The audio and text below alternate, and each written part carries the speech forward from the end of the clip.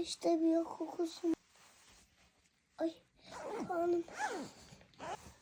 Neyse. Dur bakalım. Şöyle yap.